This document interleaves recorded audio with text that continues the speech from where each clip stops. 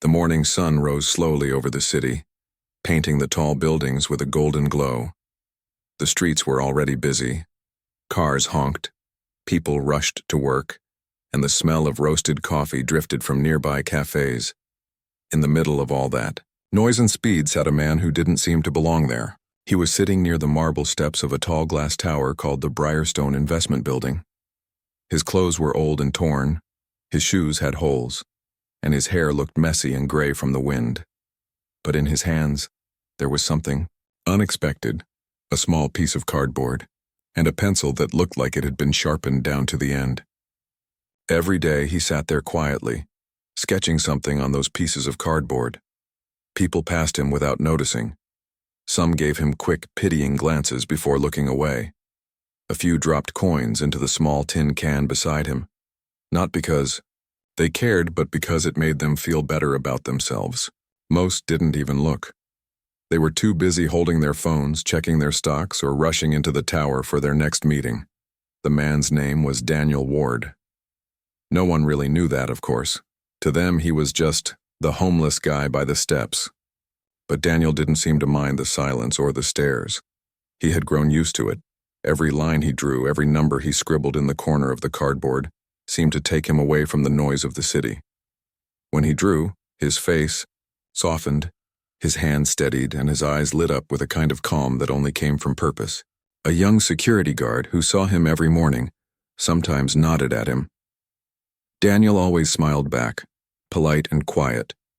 He never asked for anything, never caused trouble. He just drew. Sometimes when the sun hit just right, people walking by could see the detail in his sketches. They weren't random drawings like most would expect. They were complex patterns, designs that looked like machines or buildings. One or two people stopped out of curiosity, looked for a few seconds, then left. None of them ever realized what they were truly looking at. Daniel's day always began the same way. He woke up before sunrise at the edge of the park near the river, where a few other homeless people slept under the trees. He would fold his blanket carefully, place his drawings into an old leather folder that had seen better days, and make his way to the investment tower. He liked that spot. It was quiet in the mornings, and the stone steps were warm from the sun later in the day. There was something about sitting there in front of the people who had everything, while he had nothing, that made him feel grounded. He didn't resent them. Not anymore. He just watched. Once, long ago, he had been one of them. He had worn the same suits, walked with the same confidence, and had people listen when he spoke. But that was another life, buried under too many mistakes and too much betrayal. Now the world saw only a broken man. He didn't bother correcting them. The truth was too complicated, and the people around him were too busy to care. As the morning went on, a group of employees came out of the building, laughing and drinking expensive coffee. They passed by Daniel without a pause, their voices echoing off the glass walls. One of them, a young man with slick hair and a shiny watch, looked down at Daniel's cardboard drawings and smirked. "Look at this guy," he said loudly, nudging his friend. "Trying to be an artist now?" The others laughed. Daniel didn't look up, he just kept drawing. The laughter faded as they walked away, but one voice lingered behind, an older man who had stayed back. He watched Daniel for a moment before quietly saying, "Don't mind them. They don't understand." Daniel gave a small nod and continued sketching, his pencil gliding across the cardboard. Around noon, the city grew louder. Street vendors shouted, car engines roared, and footsteps filled the sidewalks. Daniel took a sip from his small water bottle and rested his hand. He looked at the drawing he had been working on. A design of what looked like an energy grid, neat lines connecting shapes like veins on a leaf. He smiled softly to himself. To most people, it was just lines and boxes. But to him, it was the start of something big, something he had once dreamed of building. It wasn't art for art's sake. It was a plan, a blueprint for an energy system that could power cities cleanly and cheaply. He had been working on it in secret for years, sketching it piece by piece on scraps he found in the trash. It was his way of keeping his mind alive. Sometimes at night when the streets were quiet, Daniel would sit under the streetlight and go over his drawings, whispering ideas to himself. It was the only part of the day when he felt like the man he used to be. There had been a time when people listened to his ideas. Back then, he worked for a big energy company. He believed in building things that could change lives. But when he discovered what his company was doing, hiding dangerous flaws, cheating on safety reports, he spoke up. And speaking up cost him everything. They fired him, blacklisted him, and made sure no other company would hire him again.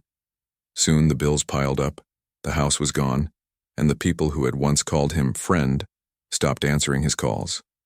One mistake, believing that truth mattered more than power, had turned him into a man the world forgot. But Daniel never stopped thinking. Even when he was hungry or cold, his mind was always working. He kept dreaming, kept building in his head. His greatest design, the one he was drawing now, was something he called Project Sunline. It was a way to create clean energy grids using affordable materials, designed for small towns and poor communities. If it worked, it could light up places that had been in darkness for years. That dream was the only thing that kept him going. The afternoon passed slowly. A soft wind blew through the streets, carrying the smell of food from a nearby bakery. Daniel's stomach growled, but he didn't move. He focused on his work, his hand steady despite the ache in his wrist.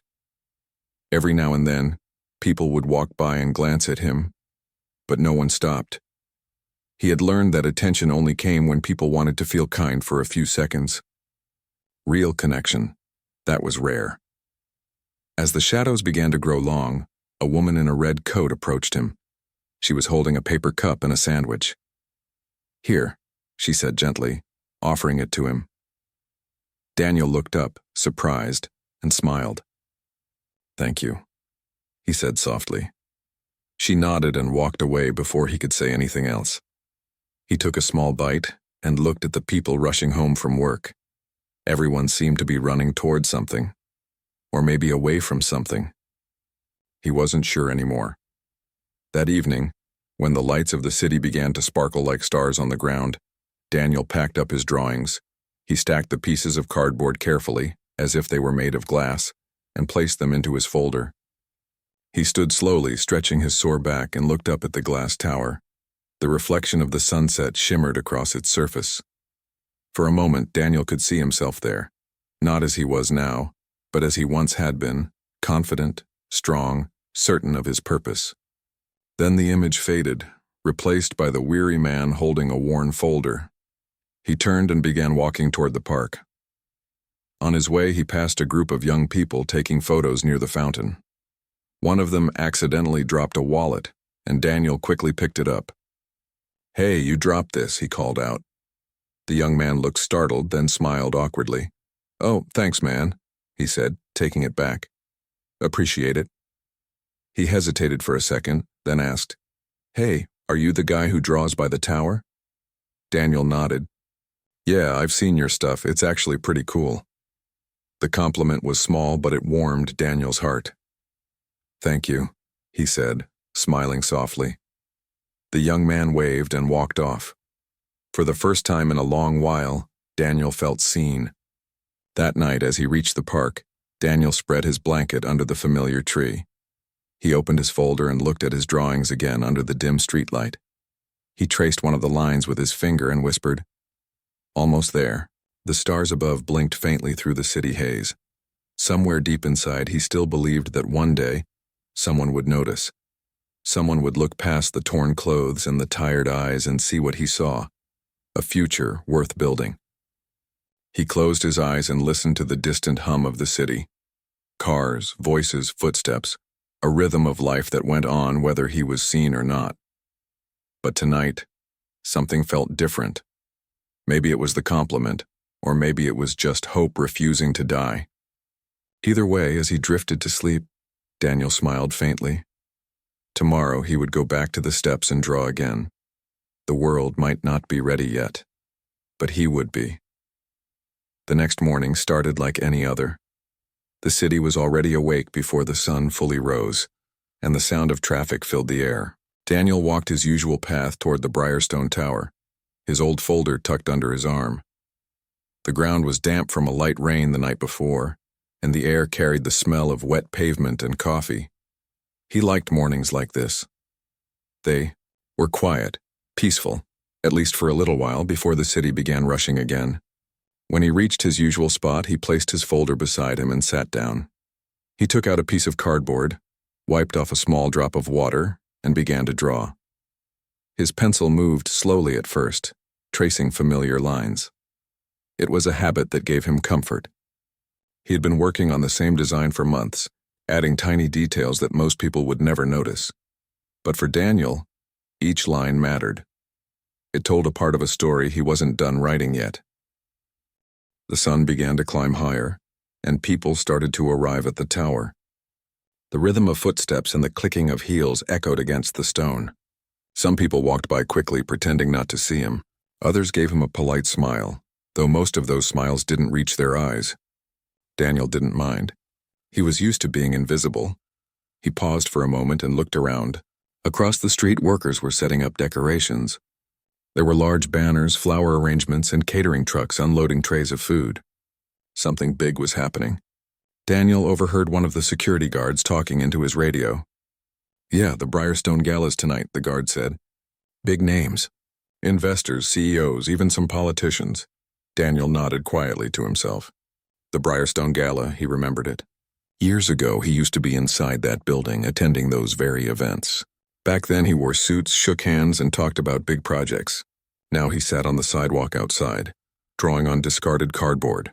It was funny in a sad kind of way. He thought about it for a moment, then returned to his sketch. As the day went on, the city grew busier.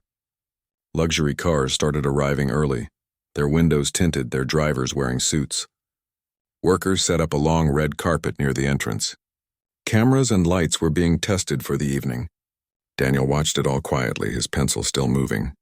He didn't judge them. He knew most of those people weren't bad, just caught up in their own world. He had once been like that too, thinking success made him untouchable. It took losing everything to realize how fragile life really was. By the time the afternoon came, the sky had darkened a little. Clouds gathered and the air felt heavy, as if rain might return. Daniel took a sip of water and looked at his finished sketch. It was one of his best yet. A clean layout of his energy grid system. He imagined what it could do if it were built. Homes powered by sunlight, small villages lit up at night, children studying under bright, safe lights instead of candles. The thought warmed him more than any meal could. A few people stopped briefly to look at his work. Most gave short smiles before walking away.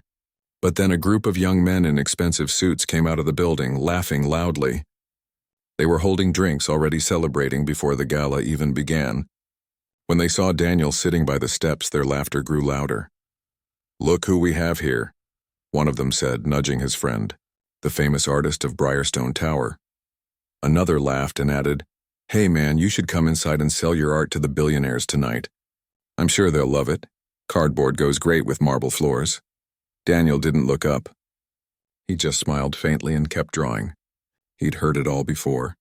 But one of them crouched down, trying to peek at what he was drawing. "What's this?" he asked mockingly. "A treasure map?" The others chuckled. Daniel lifted his eyes and said softly, "No, it's a solution." The man frowned. "A solution to what?" Daniel turned the cardboard toward him and said, "To your company's energy problem. You've been losing money for 3 quarters now, haven't you?" The man blinked, caught off guard. His friends laughed again, thinking it was a joke. Sure, one said. "Our friend here must be a financial genius too." But Daniel didn't react. His voice stayed calm. "Your stock dropped 8% last week because of inefficiency in your renewable division," he said, looking directly at the man.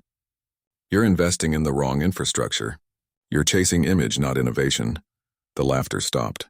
For a few seconds there was silence. The man in the suit stared at Daniel, confused and a little embarrassed. "What did you just say?" he asked quietly. Daniel smiled. "You already know it's true," he said, then turned back to his drawing. The men stood there awkwardly for a moment before one of them muttered, "Come on, let's go." They walked off quickly, their laughter replaced by uneasy silence. A few minutes later, as Daniel continued drawing, a woman approached him. She had been standing a short distance away, watching the exchange.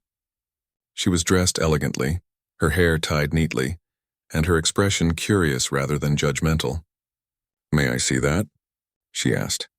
Daniel looked up surprised. Her voice was calm and kind. After a moment, he nodded and handed her the cardboard. She studied it closely. Her eyebrows lifted slightly as she traced the lines with her eyes. "This isn't just art," she said softly. "These are schematics. Energy flow models?" Daniel nodded. "You understand them?" he asked. She smiled faintly. "A little. I work in investments. Renewable energy, actually." For the first time in a long while, Daniel felt a spark of real conversation. "Then you know how unstable the current systems are," he said. "Too expensive, too centralized. What I'm designing could work anywhere, even in poor communities. It uses recycled materials and local solar grids." The woman's curiosity deepened.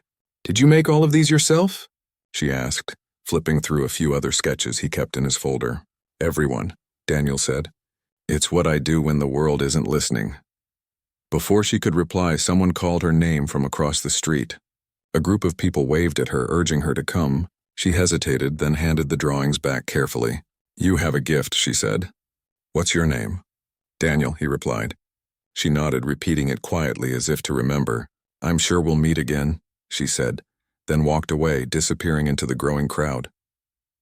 Daniel watched her go, unsure if she meant it. He looked down at his drawings, still warm from her hands, and smiled faintly. Maybe, just maybe, someone had finally seen what he'd been trying to show the world. As evening approached, the city lights began to glow. The rain that had been threatening all day finally started to fall. Softly at first. People hurried with umbrellas and coats, rushing toward the bright lights of the gala. Music and laughter echoed from inside the building. Daniel sat under the small shelter of the steps, watching through the glass doors.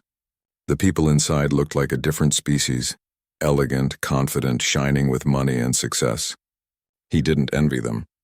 He just wondered if any of them ever stopped to think about the world beyond those walls. After a while, a few of the same young men from earlier came outside again. They were drinking and talking loudly under the awning, trying to stay dry. One of them noticed Daniel sitting nearby and smirked. "Still here?" he said. "You should come in. Maybe you'll get discovered." The others laughed again. Daniel didn't reply. He just looked up and said calmly, "You never know who's already discovered something far bigger." They rolled their eyes and turned away, but one of them glanced back, uneasy. Something in Daniel's quiet confidence made him uncomfortable, though he couldn't say why. As the night went on, the rain grew heavier. Daniel finally packed his drawings, careful not to let the water touch them. He stood and took one last look at the glowing building. Inside, people were drinking champagne and talking about profits, unaware that a man with the answers they were searching for had been sitting right outside. He smiled quietly to himself and whispered, "Someday." He began walking back toward the park, his shoes splashing through shallow puddles. The city lights reflected off the wet ground, turning everything into a shimmering blur. Despite the rain, he felt strangely peaceful. He didn't need their parties or their wealth. He had his purpose, and that was something no one could take away. As he reached the bridge, he paused and looked at his reflection in the dark water below. The face staring back at him was older, worn, but not defeated. Somewhere deep inside those tired eyes, the fire still burned, the same fire that once led teams, inspired others, and dreamed of a better world. He adjusted the folder under his arm and whispered, "Tomorrow will be different." And though he didn't know it yet, he was right. Tomorrow would be the day everything began to change. The night of the Briarstone Gala was colder than usual. A soft drizzle still fell over the city, covering the streets in a silver shine. Music floated out from the tall glass building as laughter echoed through the air. Inside, the lights sparkled like stars, and people in elegant clothes filled the grand hall. The smell of fine food, perfume, and wine mixed with the faint sound of a live jazz band playing near the stage. Everyone seemed to be enjoying themselves. Outside, Daniel sat near the same spot as always, his back against the stone wall. His clothes were damp from the rain and his fingers were cold, but his eyes stayed fixed on his drawings. The folder lay open beside him, filled with designs that looked like blueprints for a better world. From where he sat, He could see people stepping out of cars, laughing as they entered the glowing building. It was a world he once belonged to, but tonight he was just a quiet shadow outside the glass. A car stopped nearby, and the same woman from earlier that day stepped out. She wore a simple but elegant black dress and held a small umbrella. She looked around as if searching for something. Then her eyes found Daniel. She walked toward him through the rain. "You're still here," she said softly, lowering her umbrella. Daniel smiled faintly. "I don't have many other places to be." She crouched beside him, careful not to get her dress wet. "I thought about what you showed me," she said. "Your drawings? That design, it's not just good, it's ahead of its time." I couldn't stop thinking about it. Daniel looked down, unsure how to respond. "It's something I've been working on for a long time," he said quietly. "But people don't usually take me seriously anymore." She tilted her head slightly, studying him. "I think you might be wrong about that," she said. "Come inside for a moment. I want you to explain it to someone." He blinked in surprise. "Inside?" "Yes," she said, smiling kindly. "Don't worry about what anyone thinks. Just come with me." Daniel hesitated. His heart began to race. He hadn't walked through those glass doors in years. The thought of going back in, looking the way he did now, wet clothes, unshaven, worn shoes, made him uneasy. But something in her voice felt sincere, and for the first time in a long while, someone wasn't just pitying him. She was inviting him as an equal. He slowly stood, clutching his folder tightly. "All right," he said quietly. They walked together to the entrance. The security guard at the door gave Daniel a confused look, but didn't stop them when the woman nodded. Inside, the brightness almost blinded him for a moment. The warmth, the soft music, the laughter. It all felt distant, like a dream he once had. Heads turned as they walked past the tables. Some people stared in confusion, whispering to one another. "Who's that?" someone murmured. "Did she bring him in from outside?" another whispered. Daniel tried not to listen. His steps were careful, almost hesitant. The woman led him to a quiet corner near the stage where a few people were gathered around a large display of screens, showing energy statistics and company achievements. An older man wearing an expensive suit turned when he saw her approach. "You're late," he said with a polite smile. Then noticed Daniel. His expression changed slightly. "And who is this?" "This is Daniel," the woman said calmly. "He's an engineer. He's been working on something I think you should see." The man raised an eyebrow. "An engineer?" He glanced at Daniel's worn coat, then back at her. "Is this a joke?" Daniel could feel the weight of every stare in the room. He could hear the faint laughter of a few people nearby who clearly found the situation amusing. His hands trembled slightly as he clutched his folder tighter. The woman gave him a reassuring look and whispered, "Show him." Daniel opened his folder slowly, pulling out a few of his sketches. He laid them gently on the table, careful not to smudge the pencil lines. "This," he said softly, "is a concept for a modular solar grid. It's designed for low-cost production, using recycled materials and decentralized storage. It could bring power to entire towns without the need for large infrastructure." The man looked skeptical at first, but as he studied the drawings, his expression shifted. The laughter around them began to fade as others leaned in to see. The lines on the paper weren't random. They were precise, clear, full of thought. Daniel continued, his voice gaining strength. "Most systems fail because they depend on central grids. But if each community had its own smaller system, powered by sunlight and local storage, energy loss would drop dramatically. Costs would fall. It's simple, but no one's doing it because it's not profitable enough." The older man looked up at him slowly. "Where did you learn this?" Daniel hesitated for a moment, then said quietly, "I used to work in your world. I was an engineer at one of the biggest energy companies in the country, until I found out they were lying about their safety reports and wasting resources on projects that could never succeed. I tried to speak up. They fired me. After that, no one would hire me again. So I kept building, just without an office." A heavy silence fell over the group. No one laughed anymore. The woman stood beside him, her eyes proud. "I checked his work earlier," she said. "It's brilliant. You should listen." The older man leaned forward, examining the drawings again. He looked like he was trying to process what he was seeing. "You did all this by yourself?" "Yes," Daniel said, "with a pencil and scraps of cardboard. It's not about what you have, it's about what you believe can still be done." A few people nearby began whispering, but now their voices carried awe instead of mockery. Someone took out their phone, snapping a quick picture of the sketches. Another quietly called for one of the senior investors to come see. Within minutes, a small crowd had gathered around Daniel. Questions started coming from all sides. How would it store power efficiently? Can it scale? What's the material cost? Daniel answered each question calmly, explaining with the same confidence he once had years ago in boardrooms. The rain outside tapped softly against the tall windows, and the music from the band faded as people began to realize something was happening. After a while, the host of the gala came to the microphone, ready to announce the evening's keynote speaker, but the attention of the crowd was already elsewhere. The woman who had brought Daniel inside whispered something to the host. He nodded, hesitated, then smiled slightly. "Ladies and gentlemen," he said into the microphone, "it seems we have an unexpected guest tonight, and I think you'll want to hear what he has to say." All eyes turned to Daniel. He froze for a moment, unsure if he had heard correctly. The woman gave him a small nod. "Go on," she whispered. "Tell them." Daniel took a deep breath. His heart pounded, but his voice, when it came, was calm. "I don't belong to your world anymore," he began softly. "I know how I look. I know what you probably thought when I walked in, but I used to stand where you stand now, believing that success was everything, that numbers were more important than people. I lost everything when I told the truth about a system that was hurting the world more than helping it." The room stayed silent. Even the waiters had stopped moving. "I've spent years living on the streets," Daniel continued, his voice steady now. "And in that time I've seen how much we waste. Not just energy, but talent, kindness, and opportunity.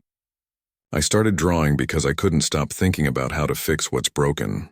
The designs you're looking at, they're not for money. They're for everyone. For small villages that still live in darkness.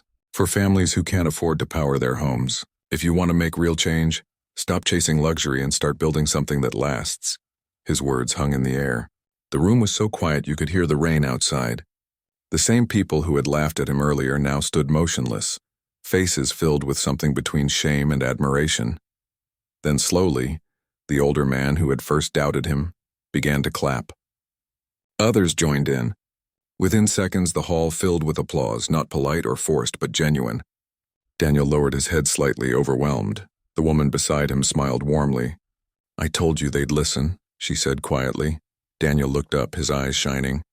"I didn't expect them to," he whispered. Later that night, after most of the guests had gone, a small group of investors stayed behind, gathered around Daniel's table. They wanted to know more. They asked how they could help make his design real. Daniel didn't ask for money. He just said, "If we build this, it has to be open to everyone." No patents, no ownership. Just progress, they nodded. And for the first time in years, Daniel felt something he thought he had lost forever. Hope. When he finally stepped outside, the rain had stopped.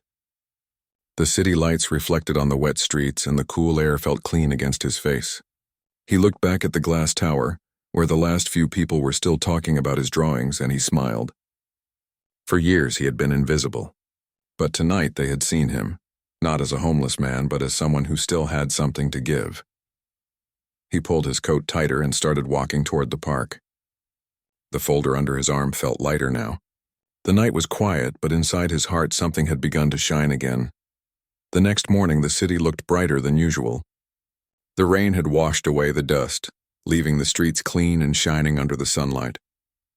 Daniel walked slowly through the quiet park, still holding the old folder under his arm. He hadn't slept much. His mind was full of everything that had happened the night before. The applause, the questions, the looks on people's faces when they realized he wasn't just another man on the street. It all felt unreal. He stopped near the bench where he usually sat in the mornings and took a deep breath. The air smelled of wet grass and flowers.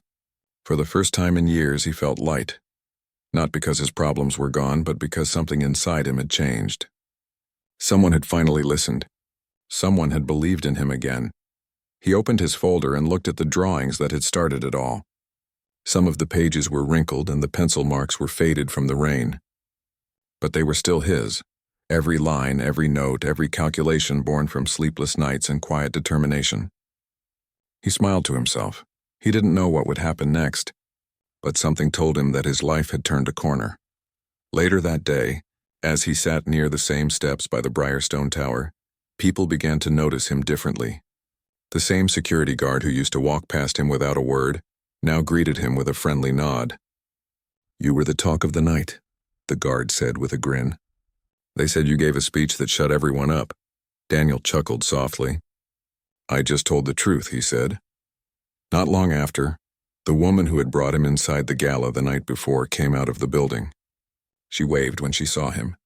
"I was hoping I'd find you here," she said, smiling warmly. "Everyone's been talking about you all morning. The investors want to meet again. They're serious about helping you build your project." Daniel's eyes widened slightly. "They are?" "Yes," she said. "They want to understand everything. Your background, and your work history, your design process. But before that, I think people deserve to know your story. You didn't just appear out of nowhere. You have a past, and it's time to share it." Daniel hesitated. He had spent years hiding from that past. The pain of what happened was still deep, but he knew she was right. If people were going to trust him, they needed to know the truth.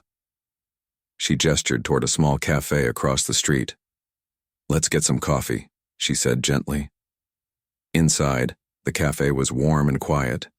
The smell of roasted beans filled the air. They sat by the window, and for a while neither of them spoke. Daniel stared into his cup, watching the steam rise. Then, slowly, he began to talk. "I used to work for an energy company," he said softly. "A big one. I started there when I was in my 20s. I loved the work, designing systems, solving problems. It wasn't about money back then. It was about making something useful. I believed that technology could help people live better lives." He paused, his eyes distant as if he was seeing his old office again. "After a few years, I moved up quickly. I led a team of engineers. We were working on clean energy prototypes, wind turbines, solar cells, and grid systems. But then I started noticing things that didn't make sense. The company's reports weren't matching the data. They were exaggerating results, hiding failures, cutting corners. It wasn't just mistakes. It was deliberate. They were lying to investors, to the public, even to the government." The woman listened quietly, her hands folded around her coffee cup. Daniel continued. "At first I tried to fix it from the inside. I told my manager, then the director, but they didn't want to hear it.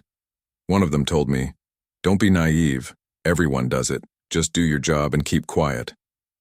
I couldn't. I wrote a report and sent it to the board. A week later, I was called into a meeting. They told me my services were no longer needed." He looked down for a moment, his voice softer now. "After that, things fell apart quickly. My name was blacklisted in the industry. No one would hire me. Friends stopped answering calls. I lost my apartment, then my savings. Eventually, I ended up on the streets." The woman's eyes were sad but full of respect. "You tried to do the right thing," she said quietly. "I did," Daniel replied. "But it cost me everything. At first I was angry at them, at the world, at myself. But then I realized anger wouldn't fix anything. So I started drawing again. I didn't have computers or fancy tools, but I still had ideas. I kept building the things I believed could make a difference, just on paper." He smiled faintly, looking out the window. "That's how those drawings started. Every piece of cardboard I found became a chance to create something again. It kept me alive." The woman sat back, deeply moved. "You have no idea how powerful that story is," she said. "People need to hear it. Not just about your design, but about your journey. About how someone can lose everything and still not give up." Daniel shook his head gently. "I never wanted to be a story," he said. "I just wanted to build something good." She smiled. "Sometimes the story is what helps others believe it's possible." Later that week, Daniel was invited to speak again, not at a gala this time, but at a small press event organized by a few of the investors. They wanted him to explain his project and his background in his own words. He agreed, though he felt nervous. He wasn't used to being in front of cameras anymore. The event was held in a conference hall downtown. When Daniel arrived, dressed in simple but clean clothes that someone from the team had given him, The room was already half full.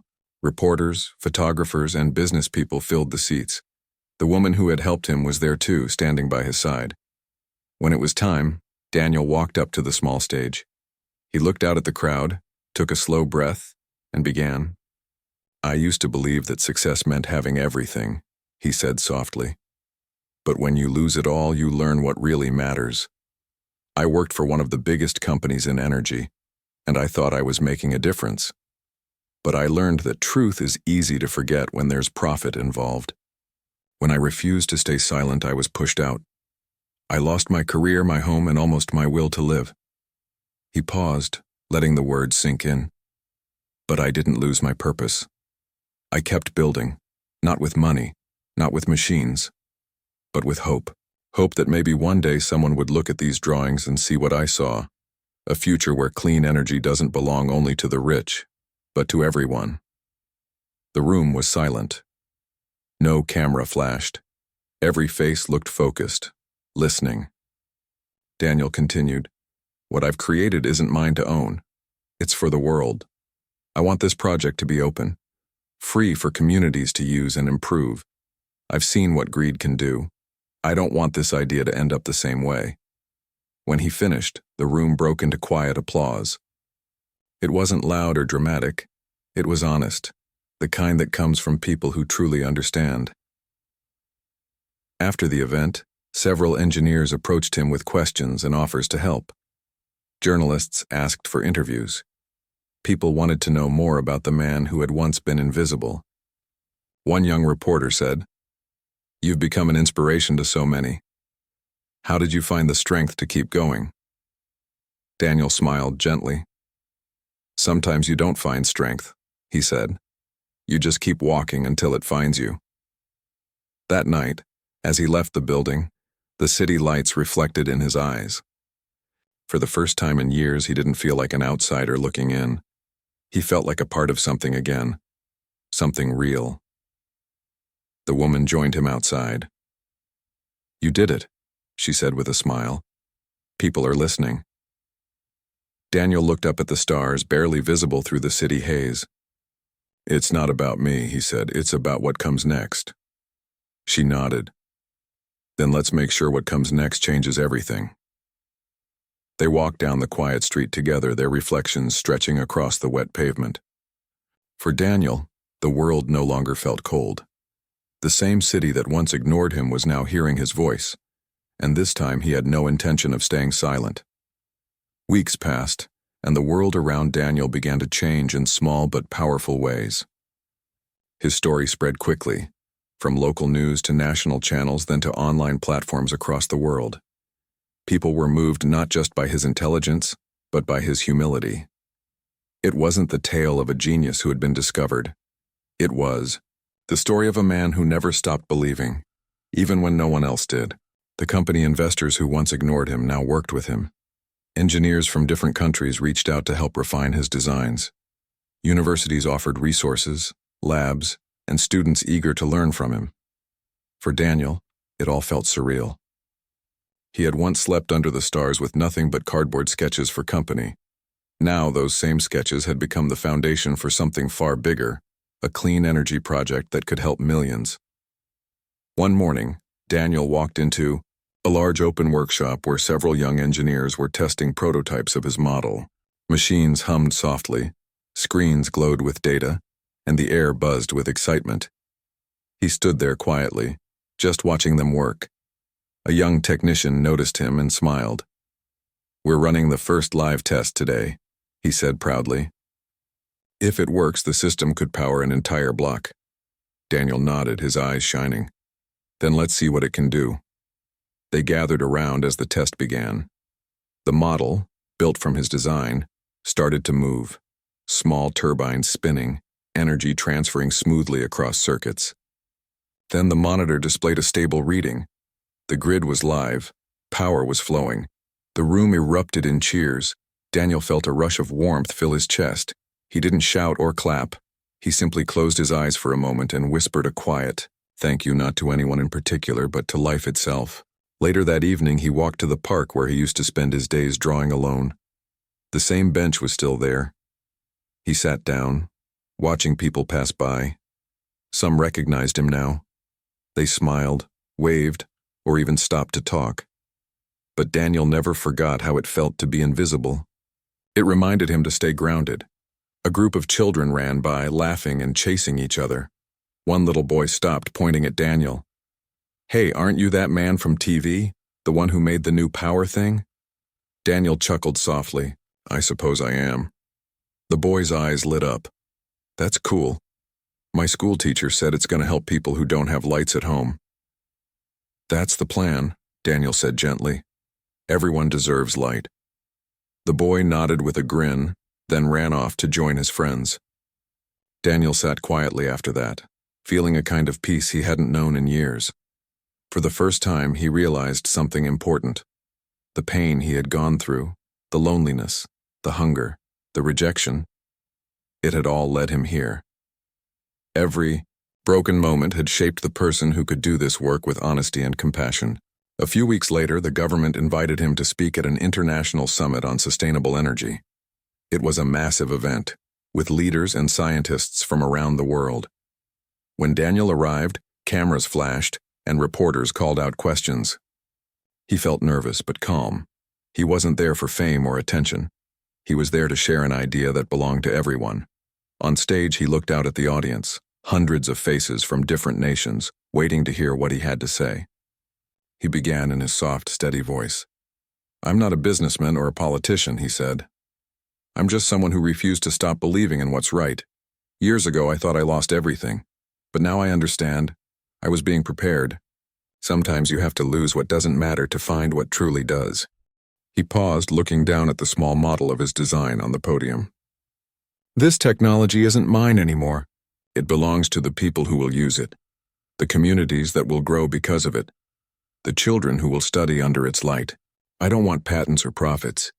I want this to be open and free, something anyone can build, improve, and share." He looked back up, his expression calm, but full of quiet strength.